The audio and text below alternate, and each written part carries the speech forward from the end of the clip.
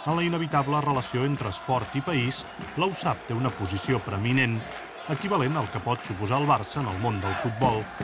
La identitat catalana dels rossellonesos és molt present en els seus símbols des dels seus orígens. Per la gent d'aquí del Rosselló, la frontera, en tot cas catalana, és a Salsa. Això sí, a Pertús, a la Jonquera, és la frontera franco-espanyola, però la frontera catalana és a Salsa. La gent d'aquí és catalana, se sent així, i no és per la llengua, fins i tot si ara es parla menys el català, això és clar, però per la senyera, per les tradicions, per tot, la gent és catalana i doncs se'n sent i ho reivindica. La ràdio o la televisió, tothom nous diu els catalans. És pas, bon, parlen en Perpinyà, però és els catalans que juguen a Clermont, a Biarritz, a París, és els catalans. La USAP és el carnet d'identitat de la Catalunya Nord al reste de l'estat francès, la senyera, d'alguna manera.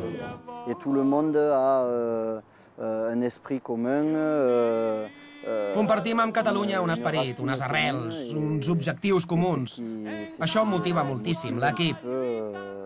Cada dilluns som jugais que anem a fer classes per estudiar el català i així podrem parlar amb la gent de Catalunya del Sud i tenim d'estudiar un poc per continuar a parlar català dins l'equip de la USAP.